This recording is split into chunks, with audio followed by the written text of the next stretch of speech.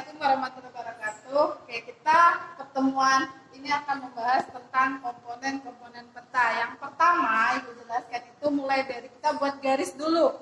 Jadi, membuat peta itu nanti kalau kalian di buku atau di kertasnya itu kalian harus buat garisnya. Nah, garis ini termasuk dengan komponen. Itu adalah garis tepi. Ya. Garis tepi. Garis tepi itu ini. Pokoknya semuanya harus garis tepi. Ya.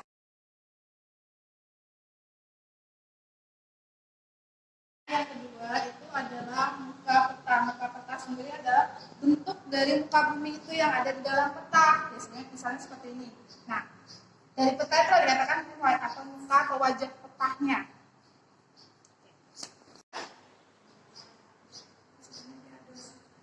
Komponen. Yang ketiga itu adalah judul peta. Judul peta ini biasanya ada syaratnya. Judul yang baik itu yang pertama hurufnya harus huruf tegak.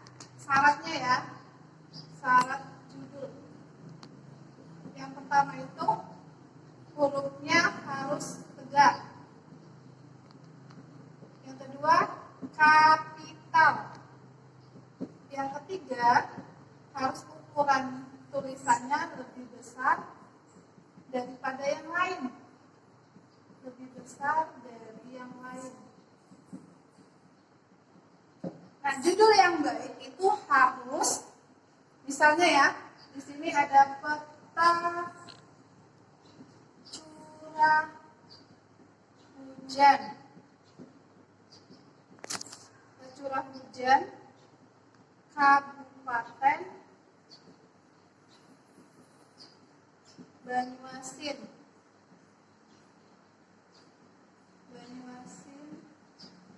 Tahun 2020. Nah, judul yang bagus itu harus, makanya ini syaratnya harus huruf tegak, kapital, ukuran tulisannya lebih besar dari tulisan yang lainnya. Nah, yang penting membuat judul itu harus lengkap. Lengkap itu apa? Harus ada tulisan petanya yang pertama. Yang kedua, harus dijelaskan fenomena apa yang ada di sana. Fenomena apa yang di sini? Fenomena curah hujan. Yang ketiga, lokasinya. Lokasinya di mana? Harus jelas ya. Membuat peta kalian harus menjelaskan lokasi. Jangan peta curah hujan tahun 2020. Nanti orang bingung di mana ini lokasinya. Jadi harus ada lokasinya. Dan yang ketiga, ini yang paling penting, tahun 2020. Jadi orang tahu, oh berarti peta ini menginformasikan tentang curah hujan di Kabupaten Banyuasin tahun 2020. Jadi nanti ketika kalian mempublikasikan peta ini, ada orang yang bertanya, kok tahun 2021 beda ya informasinya? Ya kan di sini sudah ada tahunnya. Ini hanya berlaku atau terjadi pada tahun 2020. Kalau 2021 itu berubah, berarti kan kita nggak salah. Jadi membuat judul itu harus lengkap. Harus ada nama petanya, fenomenanya ini ya, pertama peta, yang kedua fenomenanya apa, yang ketiga lokasinya, dan empat tahun. Ini harus jelas. Dari sini kan kalian bisa mengetahui judul peta ini apa, atau informasi yang disajikan dalam peta ini apa.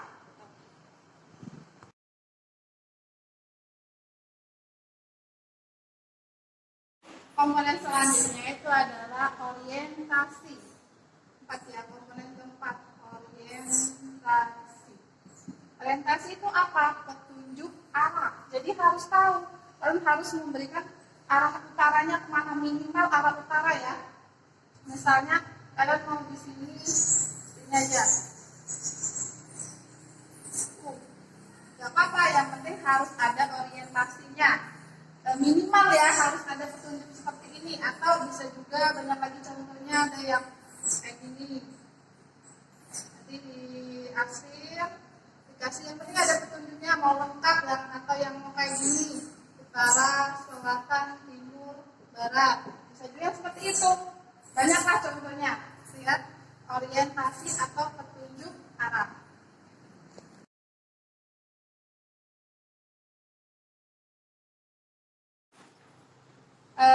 Selanjutnya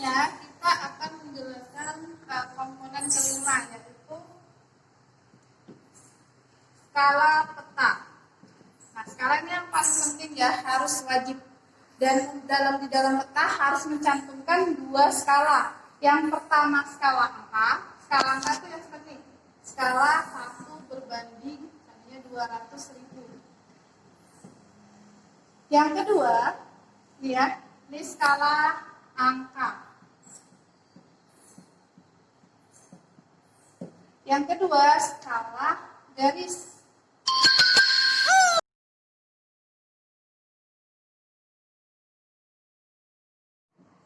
Legenda. Legenda itu adalah bukan cerita rakyat ya. Legenda di sini adalah menjelaskan tentang simbol-simbol peta. Nah, jadi apa yang ada di dalam muka peta, simbol apa yang ada, informasi yang disajikan di muka peta harus dijelaskan di legenda. Biasanya dalam bentuk apa? Dalam bentuk simbol-simbol peta. Di sini kan kita tentang peta curah hujan. Nah, biasanya dia makainya simbol area ya. Tapi kalau simbol sendiri, simbol itu ada 3 jenis. Hanya ada 3 jenis simbol peta ya. Oke, nanti akan dijelaskan di khusus untuk simbol. Tapi di sini karena tentang peta, komponen peta, ini sekalian langsung tentang simbol ya. Di sini karena tentang peta curah hujan biasanya dibagi. Misalnya di sini nanti ada warna. Karena nggak ada warna, kita pakainya ini di arsip aja ya, kayak gini.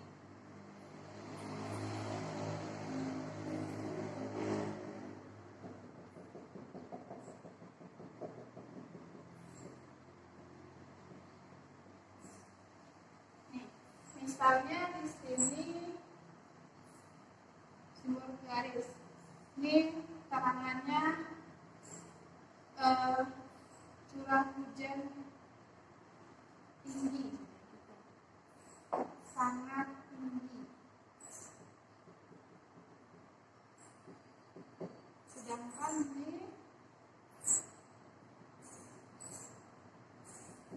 ini keterangannya tinggi aja.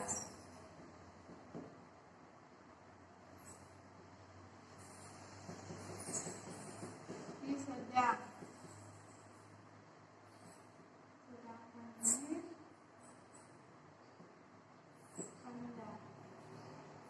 Maksudnya apa? Nah, berarti di sini peta ini menjelaskan kalau yang ini daerah sini berarti kan daerahnya curah hujannya cukup tinggi, sangat tinggi. Yang ini tinggi. Yang daerah sini sedang, sedangkan yang lain itu maksudnya ya. Jadi legenda itu menjelaskan simbol-simbol peta.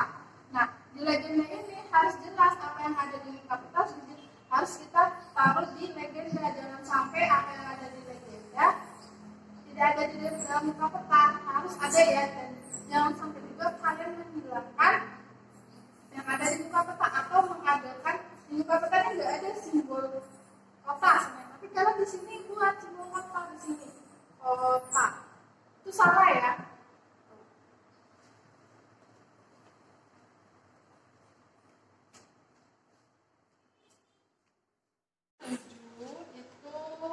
Adalah simbol peta. Simbol peta. Simbol peta. Simbol peta itu ada 3. Yang pertama itu simbol titik. Nanti ya, simbol titik. Biasanya simbol titik itu menjelaskan objeknya secara langsung. Misal ada gunung. Gunung kan seperti ini. Karena kita lihat gunung tidak aktif.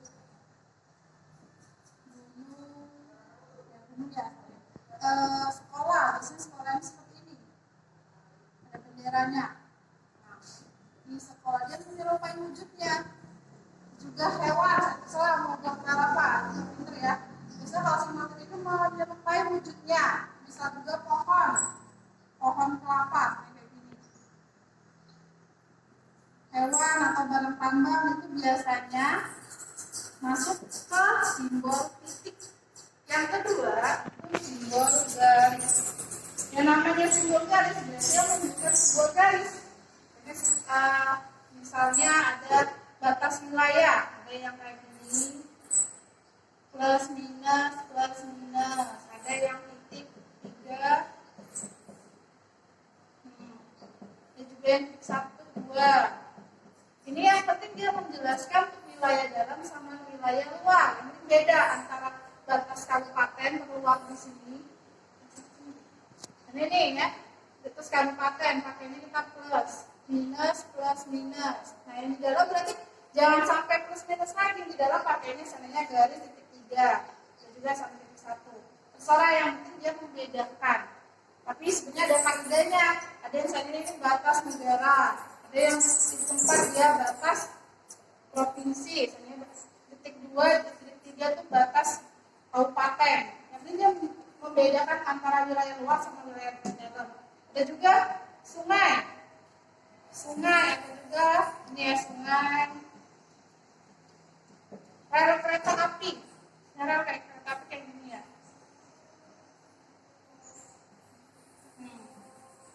Ada jembatan, pokoknya dia menyerupai garis. Ini rel kereta api.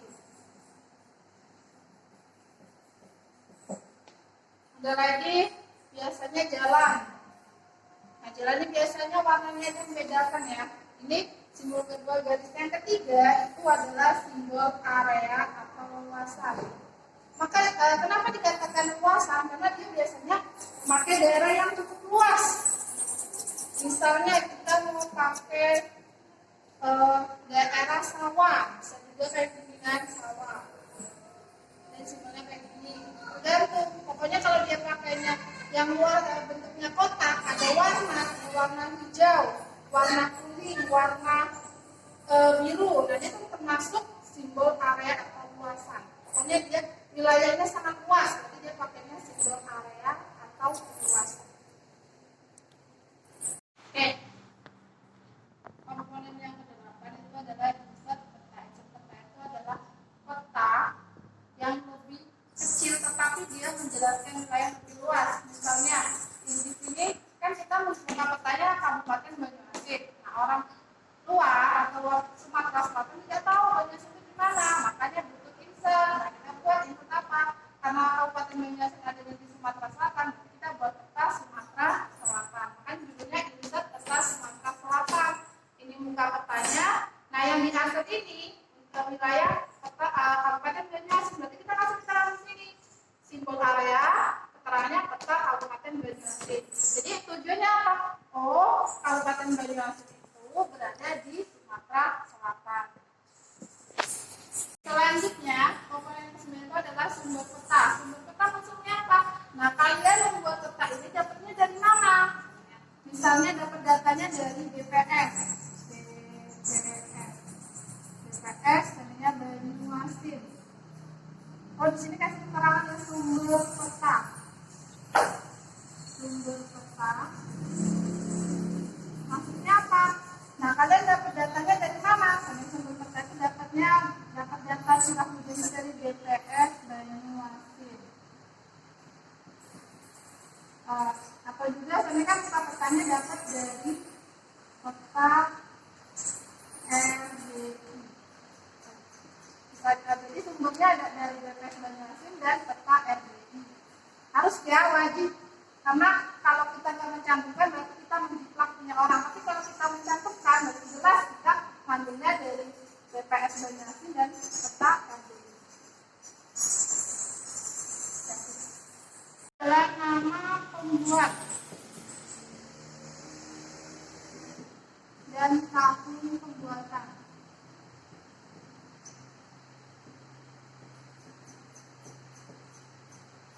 Nah, nama pembuat, ya, kalian tulis siapa yang buat siapa peta ini? Nama pembuat.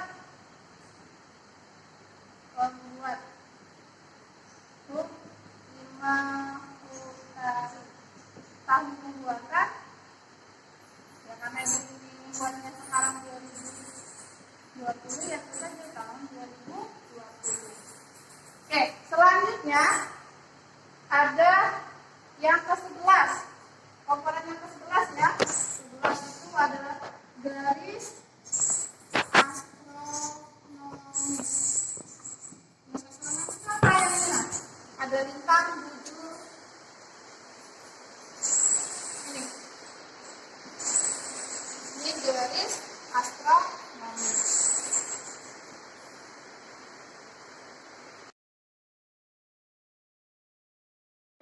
contoh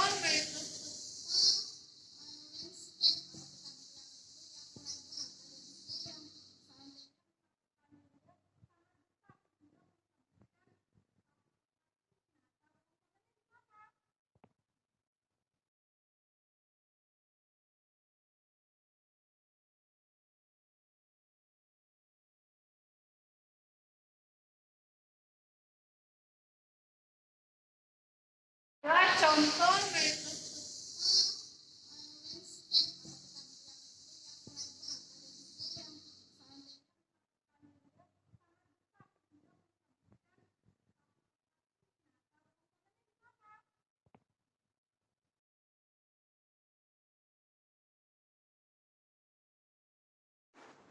Nah, untuk yang sekarang kita contoh layout peta yang landscape. Jadi melebar, muka petanya sangat lebar sehingga tidak ada lagi tempat atau untuk kita belah. Kayak tadi kan kalau yang buat kan kita belah, tapi kalau ini kan tidak ada tempat lagi, makanya kita bisa taruh komponen peta itu di mana tempat kosong, bisa judulnya di atas, skalanya di sini, referensinya di sini, legendanya taruh di sudut sebelah bawah, insert peta. Yang penting komponennya harus lengkap.